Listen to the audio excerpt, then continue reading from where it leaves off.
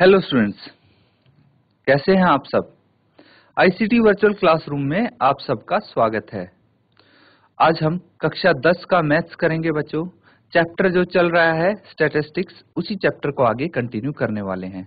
कुछ क्वेश्चंस करेंगे हम, जो हमने 3 मेथड सीखे थे मीन निकालने के, उन्हीं मेथड का यूज करके हम कुछ क्वेश्चंस और करने वाले हैं। उम्मीद है अच्छे से आपने वो मेथड्स नोट डाउन करके उनको अच्छे से प्रैक्टिस कर लिया होगा।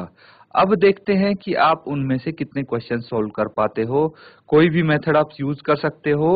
आप जितनी इजीली आप सॉल्व कर पाओ, जितना आसान क्वेश्चन को बना पाओ, उतनी ही अच्छे से आप उसको सॉल्व कर पाओगे। इसीलिए मेथड का सिलेक्शन बहुत इंपॉर्टेंट चीज है। तो देखते हैं, चलते हैं स्मार्ट बोर्ड पे और क्वेश्चन स्टार्ट करते हैं। तो यहाँ पे आप देख पा रहे हैं कि चैप्टर स्टैटिस्टिक्स में जो 3 मेथड हमने सीखे थे, प्रत्यक्ष विधि है एक कल्पित माध्य विधि और एक पग विचलित विधि। इनको हम direct method, assumed mean method या फिर तीसरा है स्टेप डेविएशन मेथड, ये 3 मेथड्स के नाम से हम इनको जानते हैं, जिससे हम मीन निकाल सकते हैं। तो इनमें से कोई भी मेथड आप यूज करें, मीन ही आपको निकालना है। तो सबसे पहले हम सीधे डायरेक्ट अब क्वेश्चन पे चलते हैं। तो यहाँ देखेंगे, ठीक है, ये आप सॉल्व करेंगे क्वेश्चन को। ध्यान से देखो, इसको लिखा हुआ है नीचे दी हुई सारिणी भारत के विभिन्न राज्यों एवं संघीय क्षेत्रों यानी यूनियन टेरिटरी के ग्रामीण क्षेत्रों में प्राथमिक विद्यालयों में महिला शिक्षकों के प्रतिशत बंटन को दर्शाती हैं। इस अनुच्छेद में चर्चित तीनों विधियों से महिला शिक्षकों का माध्य प्रतिशत ज्ञात कीजिए। तो यहाँ पे तीनों विधि से आपको बोला गया है कि भाई इनका शिक्षकों का माध्य प्रतिशत आपको ज्ञात करना है। तो सबसे पहले मैं आपको यही बोलूंगा कि कोई सी विधि का यूज करके आप इसका माध्य ज्ञात कीजिए, है ना। आप फ्री हैं कि कोई भी एक यहाँ पे मेथड चूज कर लीजिए। तीनों आपको नहीं करने हैं, कोई भी एक विधि आपको यूज करनी है, ठीक है। और उसके बेस पे आपको ये क्वेश्चन सॉल्व करना है। आप देख लीजिए सूटेबल कौन सी विधि रहती है और सॉल्व करके मुझे आंसर बताइए सीधा आपकी क्या आंसर आएगा। तो इसको फटाफट आप सॉल्व कीजिए सभी बच्चे। और कोई अभी तक अगर डाउट है बच्चों, तो you are free to ask any question regarding this chapter. आप कोई भी क्वेश्चन अगर आपके माइंड में है, आप चाहते हैं पूछना, कोई चीज आपको समझ में नहीं आई या फिर कोई भी क्वेश्चन आप पूछना चाह रहे, तो बिल्कुल आप अपना हैंड रेज करके क्वेश्चन पूछ सकते हैं, या चैट के माध्यम से भी आप अपना क्वेश्चन यहाँ पे सेंड कर सकते हैं। पर स्टूडेंट्स जल्दी जल्दी इसको सॉल्व कीजिए और आंसर बताइए आप। काफी सारे क्वेश्चंस भी हम कर चुके हैं इन विधियों के आधार पे, तो अब आपको प्रॉब्लम नहीं होनी चाहिए। जीजीआईसी सुल्तानपुर, आप सॉल्व कर रहे हैं ना बच्चों। जो भी आपका आंसर आया हो आप बता दीजिए। हाँ शाबाश, मेरे को हैंड रेज दिख रहे हैं बच्चों के। आप माइक लेके अपना आंसर बताइए, क्या आंसर आया है आपका, या फिर कोई डाउट है तो वो भी आप पूछ सकते हैं, जैसे जीजीआईसी बनबोलपुर ने पूछा। तो बताइए, आंसर बताइए माइक लेके। बच्चों अगर किसी का आंसर आया हो तो चैट के माध्यम से अपना आंसर भेज दें। तब तक जीजीआईसी बनबोलपुर, इनका ये क्वेश्चन है कि इनको कोई सा मेथड अभी नहीं आता है, जबकि हम तीनों मेथड कर चुके हैं। कोई बात नहीं, आपको नहीं आ रहा, दोबारा हम यहाँ पे करेंगे, ठीक है। इस बारी ध्यान पूर्वक देखें, जीजीआईसी बनबोलपुर आपके लिए है। तो हम इसी क्वेश्चन की मदद से तीनों मेथड सीखने वाले हैं, ठीक है। तो ये उदाहरण है, इसी की हेल्प से हम तीनों मेथड यहाँ पे सीखेंगे। बारी बारी हम एक एक मेथड यूज करेंगे, एक एक तरीका यहाँ पे यूज करके तीनों तरीके हम यहाँ पे सीखने वाले हैं। तो बिल्कुल ध्यान से देखें, तीनों मेथड जो हैं वो आपके सामने मैं दोबारा यहाँ पे लगाता हूं और फिर इसको हम सॉल्व करेंगे। तो देखिए ये है जो हम करने जा रहे हैं क्वेश्चंस। पहला तरीका है प्रत्यक्ष विधि, डायरेक्ट मेथड। जैसा कि नाम से ही आपको पता लग रहा है कि डायरेक्ट मेथड है, इसमें कुछ नहीं करना, सीधे सीधे ये अप्लाई हो जाएगा और सीधे इसमें सॉल्व कर देंगे आप। उसके बाद कल्पित माध्य विधि है, तो इसमें आप कुछ एज्यूम करेंगे, कोई मीन एज्यूम करेंगे, उसके बाद सॉल्व होगा। और स्टेप डेविएशन मेथड यानी पग विचलित विधि है कि इसमें थोड़ा आपका डिफरेंस कुछ लेके तब आप सॉल्व करेंगे तो आपका आंसर आएगा। ये तीनों तरीके से हम यहाँ पे सॉल्व करेंगे। तो अब इसका जो डाटा है पहले वो लिख लेंगे। तो देखिए सबसे पहले हम डायरेक्ट मेथड कर रहे हैं, ये आपको पता होना चाहिए। क्या कर रहे हैं? डायरेक्ट मेथड कर रहे हैं। स्टार्टिंग में क्या आएगा? वर्ग अंतराल।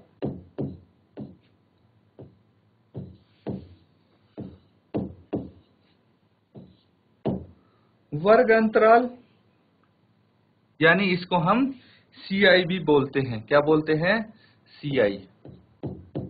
क्लास इंटरवल, CI की फुल फॉर्म क्लास इंटरवल।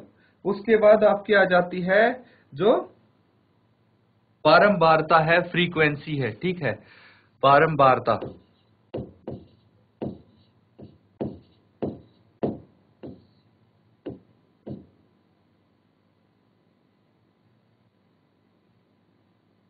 इसको हम FI भी बोलते हैं।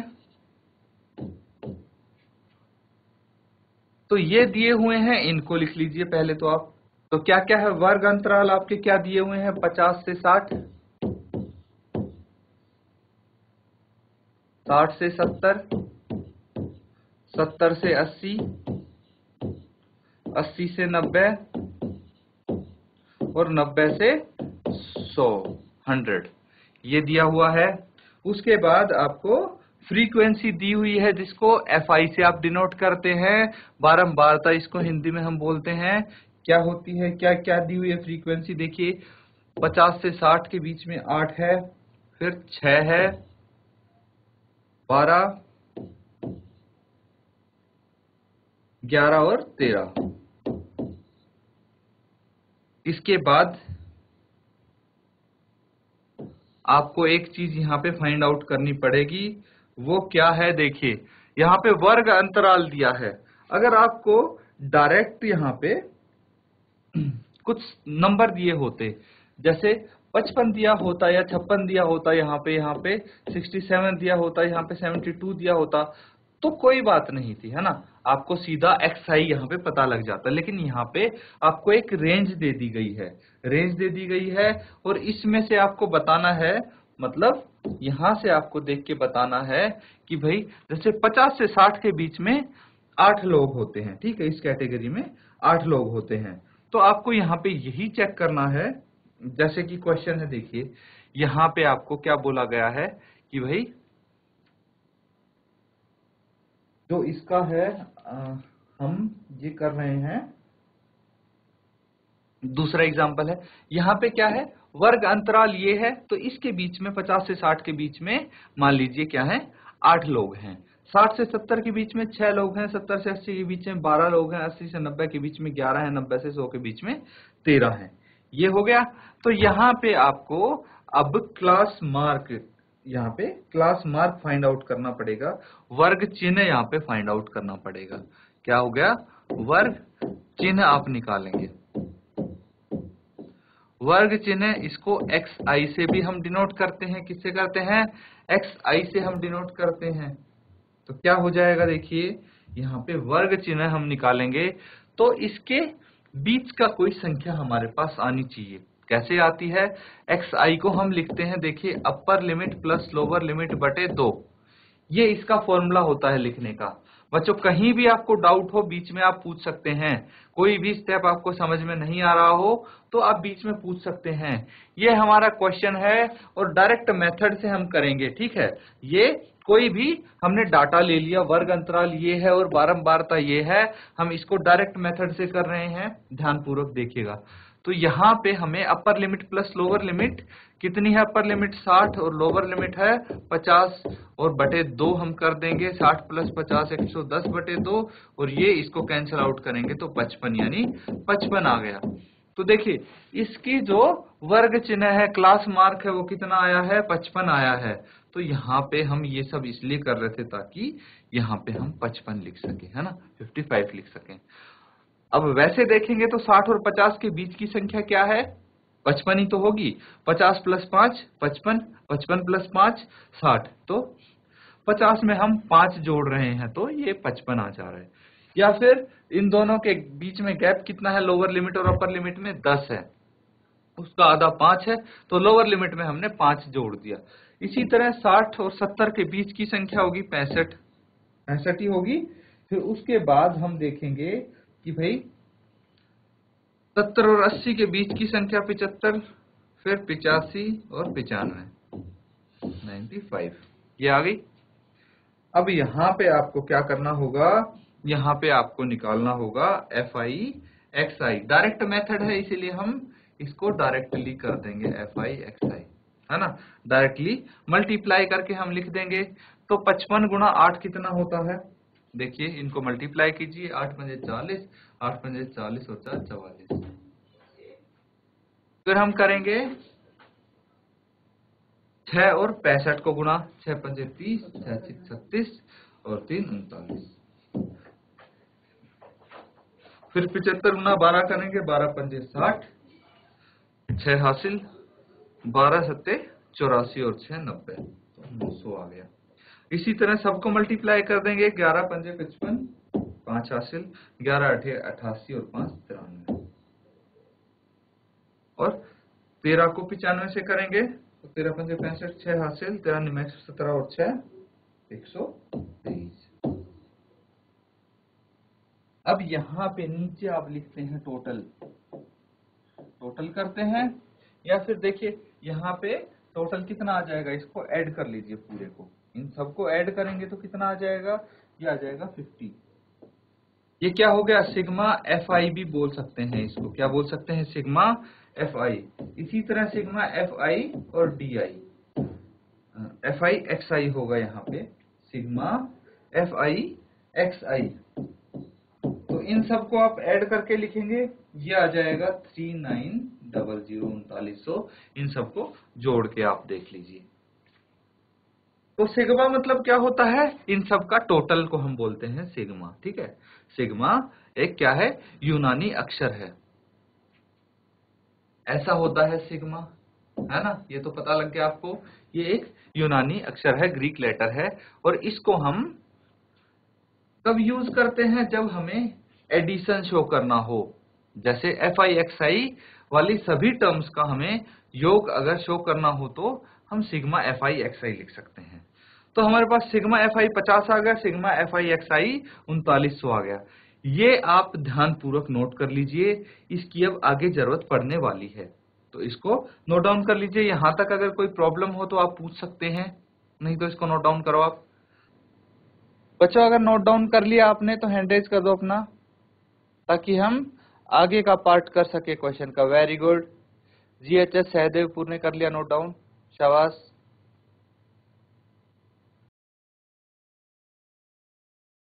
तो देखिए ये डायरेक्ट मेथड है, ठीक है।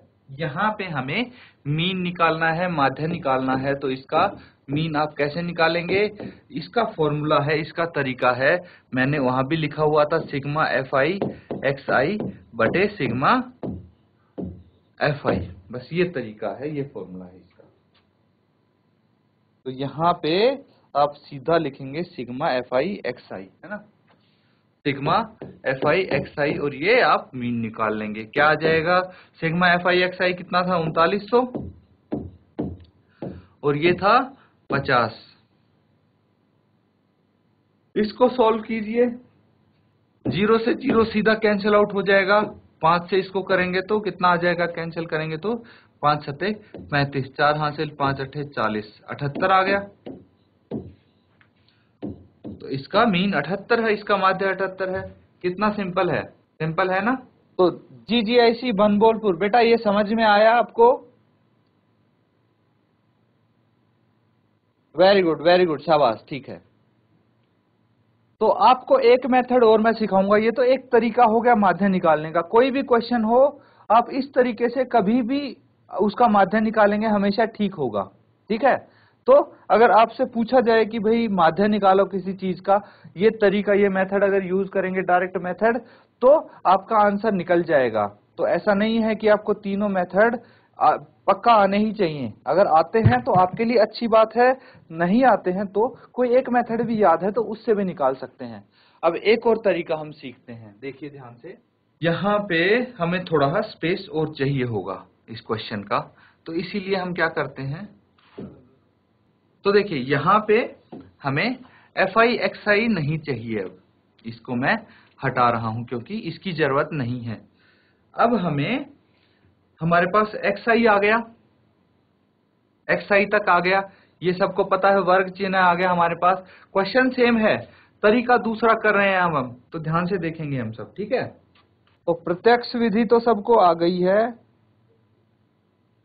अब जो हम करेंगे वो है कल्पित माध्य विधि, अज्यूम्ड मीन मेथड, ठीक है। क्या करेंगे, कल्पित माध्य विधि।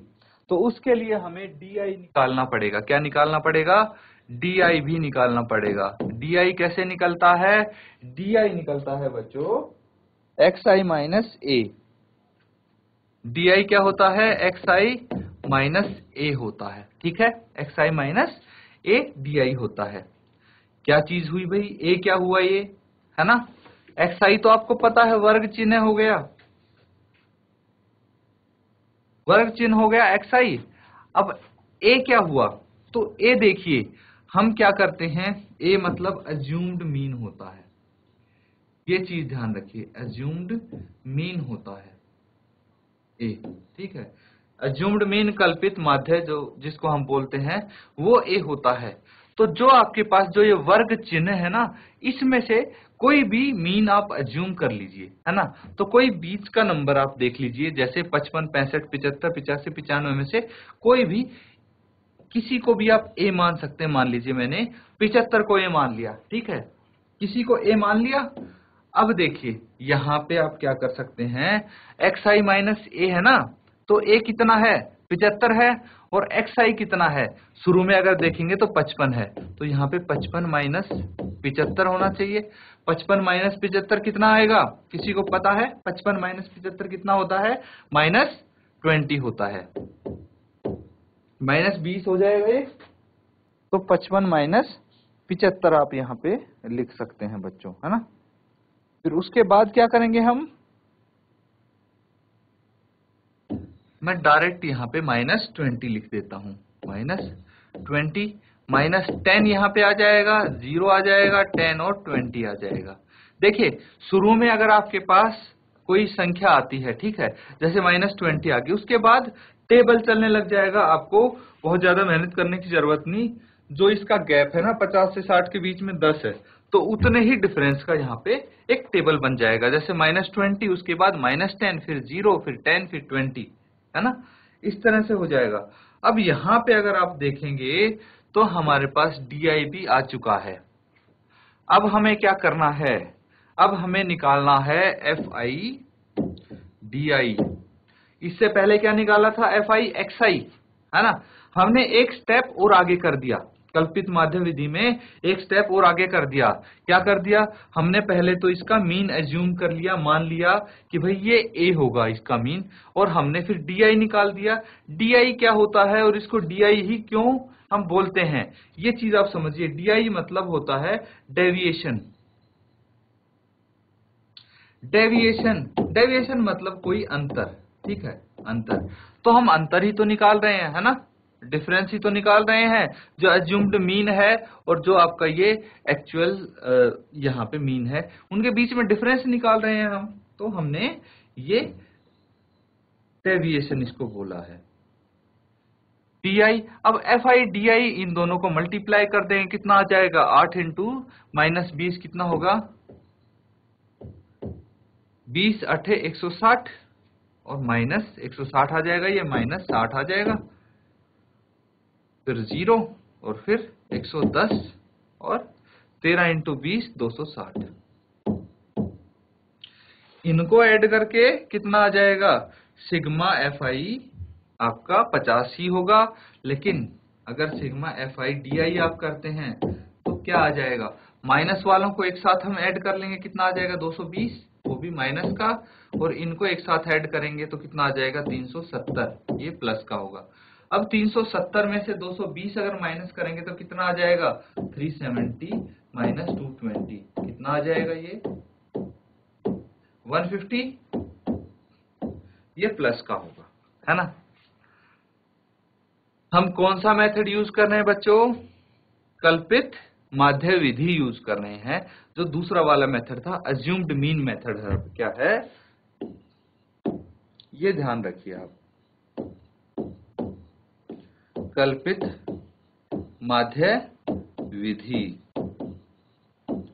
कल्पित माध्य विधि के द्वारा हम बोल सकते हैं, इसका एक फॉर्मूला होता है, सूत्र होता है, वो हम यहाँ पे लिखेंगे, ठीक है।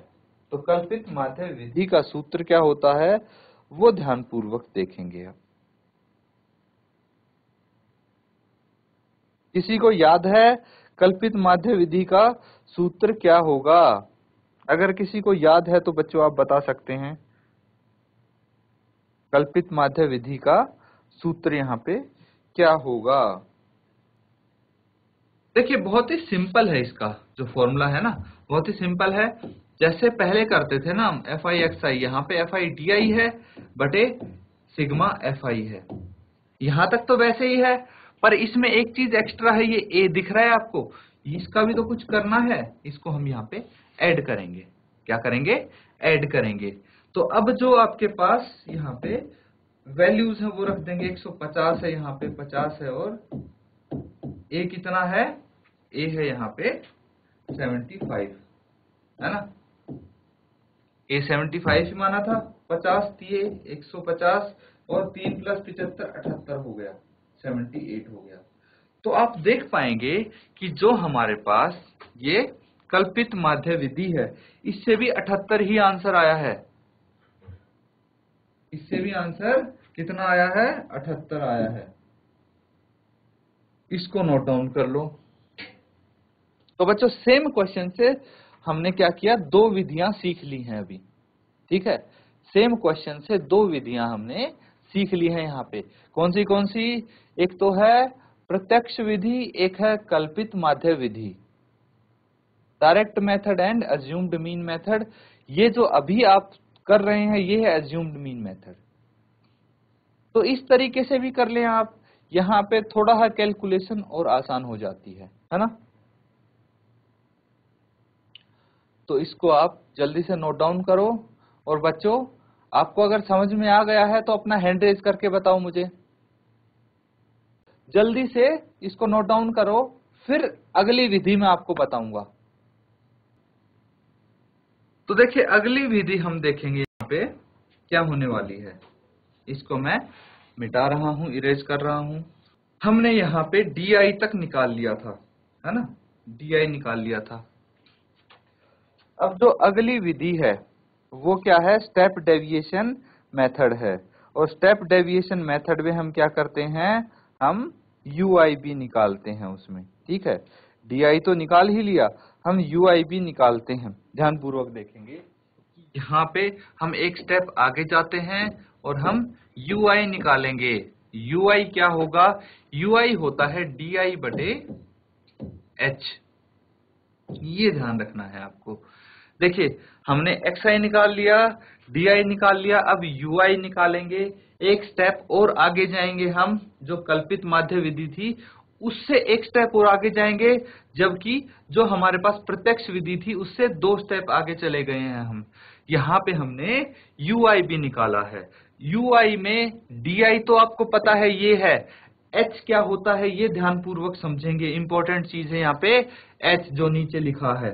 तो जो ये H होता है ना बच्चों, ये होता है जो आपको CI दिख रहा है, क्लास इंटरवल, वर्ग अंतराल दिख रहा है, इनके बीच में आपको यहाँ पे देखिए 50 लोअर लिमिट है, 60 अपर लिमिट है, इसके बीच में डिफरेंस कितना है 60 माइनस 50, ये हो गया 10 डिफरेंस, यानी अंतर कितना है 10। तो इसी को हम H बोलते हैं, H यहाँ पे 10 है। तो जो ये अंतर होता है ना इसकी लोअर लिमिट और अपर लिमिट की, किसके, वर्ग अंतराल की लोअर लिमिट और अपर लिमिट के बीच का जो अंतर है उसी को आप h बोलेंगे। तो h निकालना आसान है अब आपके लिए, कोई भी आपको वर्ग अंतराल दिए हों उनके बीच का डिफरेंस को h आप बोल देंगे। h यहाँ पे कितना है, 10 है। ui इजीली निकाल लेंगे आप, कैसे, क्या करना क्या है इसमें, di माइनस 20 है, h 10 है, तो कैंसिल आउट करेंगे, माइनस 2 रह गया है ना, ये माइनस 2 रह गया, माइनस 10/10 माइनस 1, ये 0, 10/10 1 और 20/10 2। ui आपके पास आ गया। अब करना है fi ui निकालना है आपको। fi ui कैसे निकालेंगे, मल्टीप्लाई कर देंगे ना fi को और ui को। fi है 8 और ui -2, तो -16 आ गया, ये -6 आ गया, 0 आ गया, ये आ गया 11 और ये आ गया 26। अब आपको सिग्मा fi ui निकालना होगा। सिग्मा fi ui के लिए आप देखिए माइनस की टर्म्स को एक साथ ऐड कर लीजिए, 16 + 6 22 और प्लस की टर्म्स को एक साथ ऐड करेंगे तो 26 + 11 35 हो जाएगा। अब 35 में से आप क्या करेंगे, ये 22 है बच्चों, यहाँ पे ये 0 नहीं आएगा, तो 35 में से आप क्या करेंगे, ये -22 है और ये 35 है, तो 35 - 22 कितना होगा, आप मुझे बताइए। ये 35 नहीं, यहाँ पे 37 होना चाहिए, ये 37 होना चाहिए यहाँ पे। और अब आप बताएंगे कि जो 37 - 22 है कितना आना चाहिए, क्या आना चाहिए, 15 आना चाहिए। ध्यानपूर्वक इसको देखेंगे तो ये 15 आना चाहिए, है ना। अब हम कौन सा मेथड करने जा रहे हैं वो मेथड लिखेंगे, ठीक है। कौन सा मेथड हम करने जा रहे हैं, तीसरा मेथड हम करने जा रहे हैं यहाँ पे। तो तीसरा मेथड का नाम क्या है वो बताइए मुझे, किसी को पता है। अभी हमने स्टार्टिंग में किया था, हम देख रहे थे ना, तीसरा मेथड किस नाम से है, स्टेप डेविएशन इसको बोलते हैं, पग विचलित विधि, ठीक है। क्या है, स्टेप डेविएशन मेथड।